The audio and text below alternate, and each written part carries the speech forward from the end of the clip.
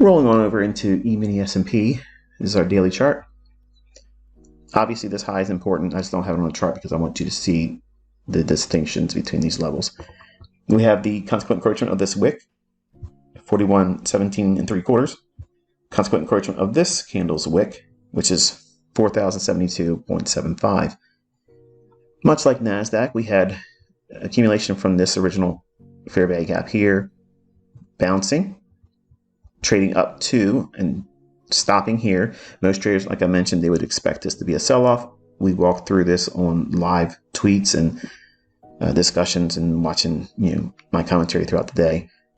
And then the market rallied through, attacking the buy side here. As I was mentioning, we would likely see the Twitter storm that I send out in terms of market commentary and things to pretty much keep your eye on and study tape read via my tweets. The market does in fact deliver that. Then we had this move here. Okay. Previous day we had this small little candle, which is what? An inside day. Inside day because its high is lower than the previous day and its low is higher than the previous day. So we're going to get a large range day whenever we see this type of scenario. Now I like the idea that we came all the way back down into this buy side imbalance, sell side inefficiency, this green candle here.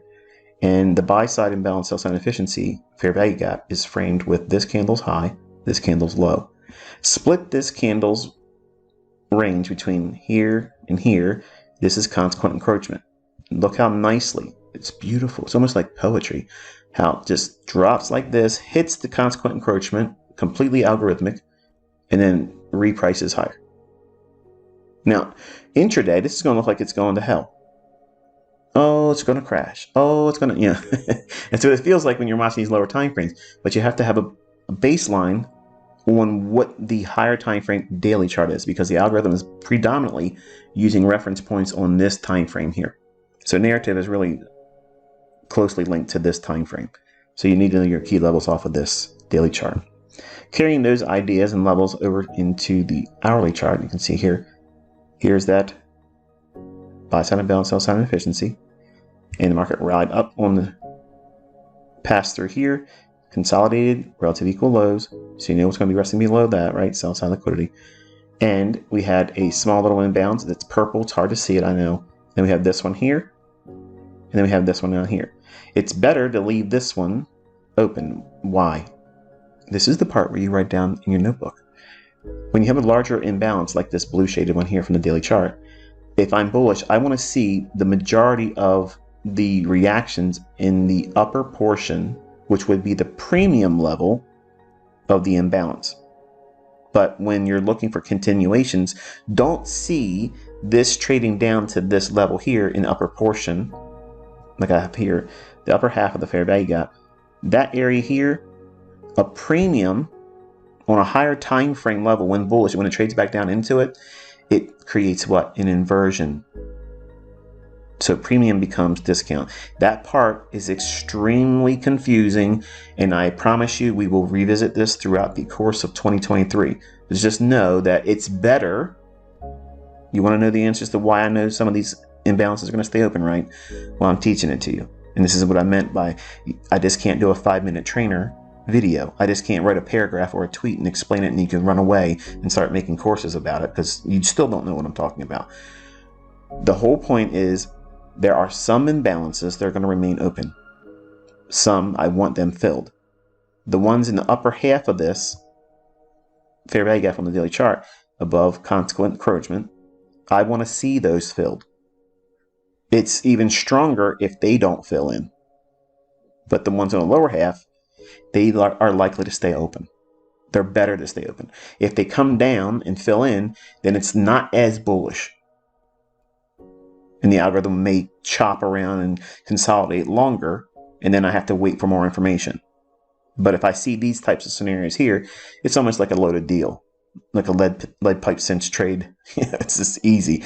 Like it's a sledgehammer. Like it's pretty much next to a sure thing that you're going to get a type of reaction like this here. Okay. And that's why sometimes when you see me trade, I can go right in there when it's just driving straight down like a falling dagger, and I'll catch it right when it's going into the lowest low, and I'll buy it right there, which seems crazy, but it's these types of scenarios that I do that in, when I can see what the framework is and trust that these areas down here won't be traded too. So we have an imbalance in here. Keep your eye on that pink area there. And then we have this wick as consequent encroachment. That's the next objective at 4,043.25. And the rejection block, we saw that traded to today, 4038.75. And let's dig into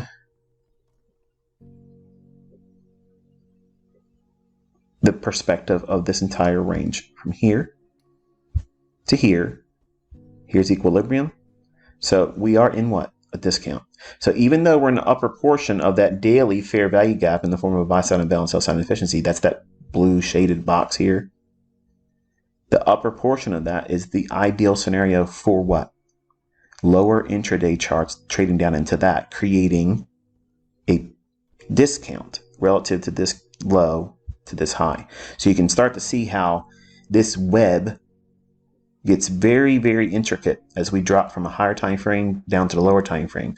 And if you don't know your stuff, or more specifically, my stuff, you can get easily inundated and lost, which is why algorithmic theory must be understood. You just can't look at down close candles and think they're order blocks, and you can't look at just every individual candle that may resemble a fair value gap and assume that you're going to have a trade on that. There has to be narrative wrapped around it. And none of you that are running around trying to teach my course materials have any idea what you're doing. So stop, okay? Just stop. You're hurting other people.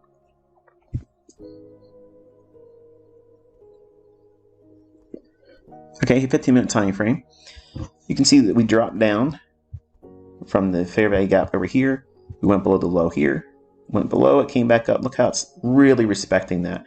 One more time here, consequent encroachment, midpoint of the pink shaded area.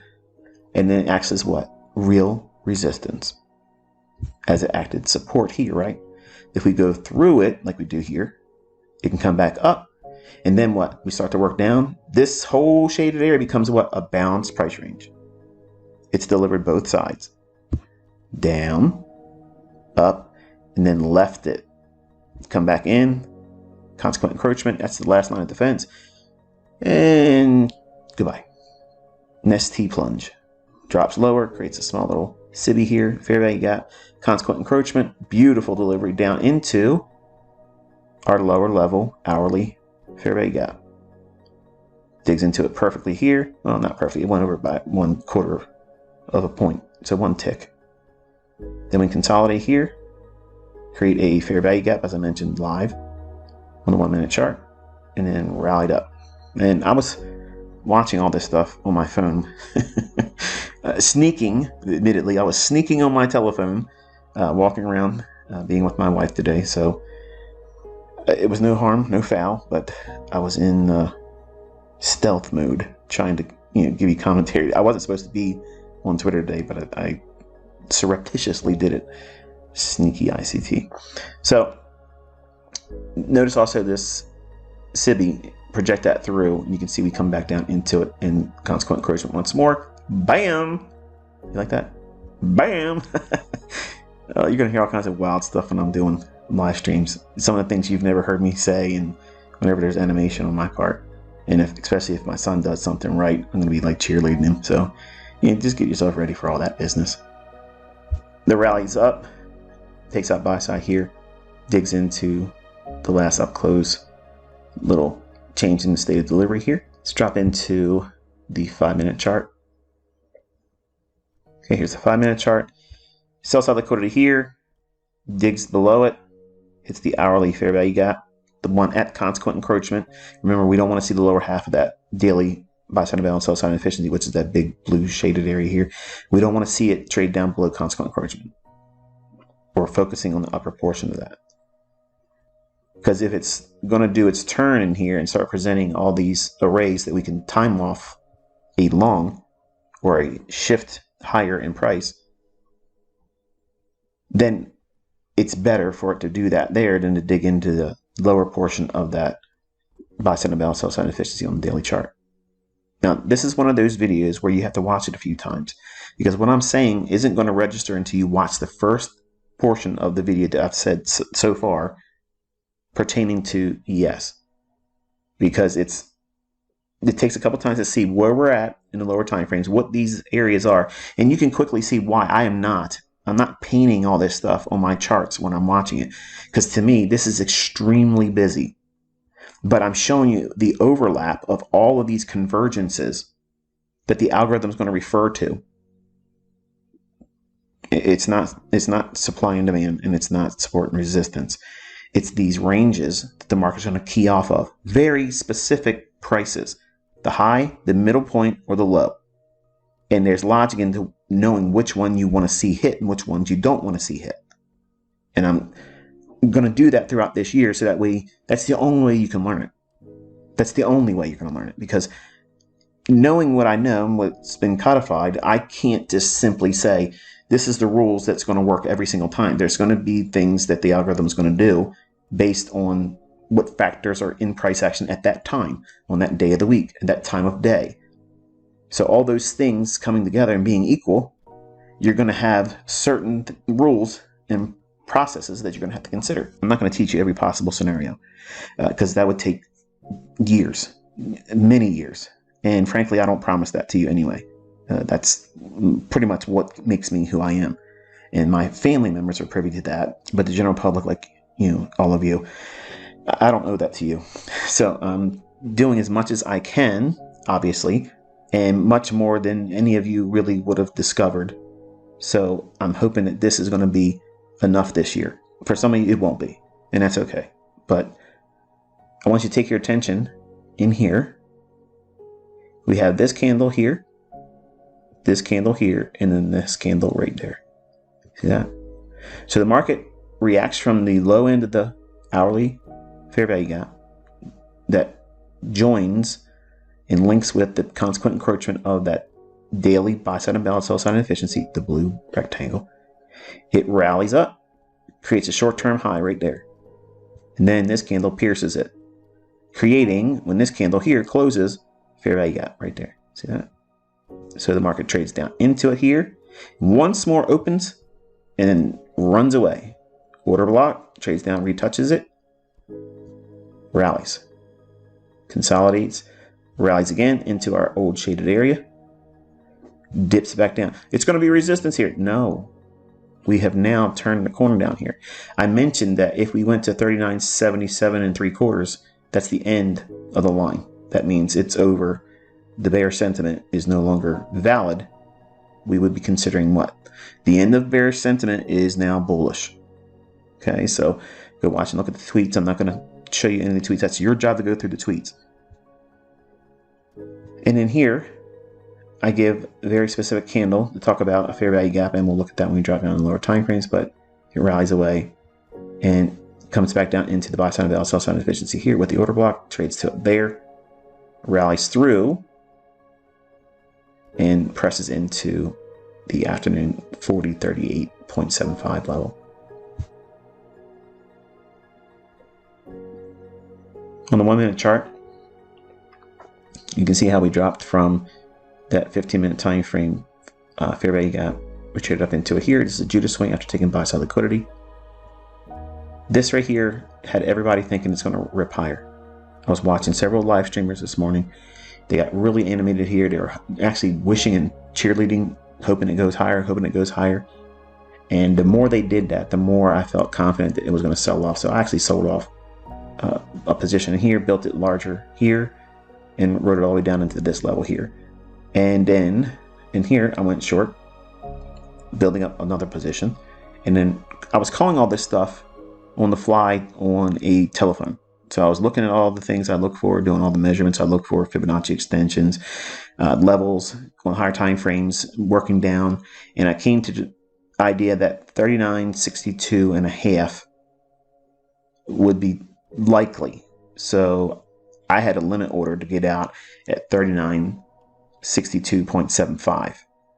And it didn't give it to me. The market didn't actually go that low. The market did, in fact, rally here.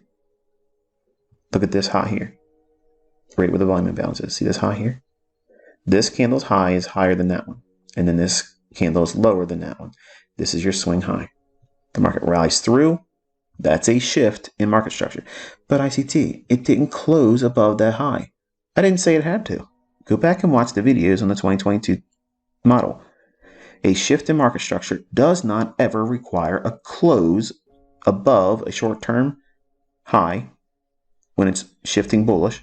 It does not require a close below the swing low when it's shifting bearish. Stop spreading misinformation and stop perpetuating ignorance. Okay, this is the reason why people complain to me, because they're learning from dollar menu mentorships, and they're not learning from someone that can do it. Number one, they didn't author it.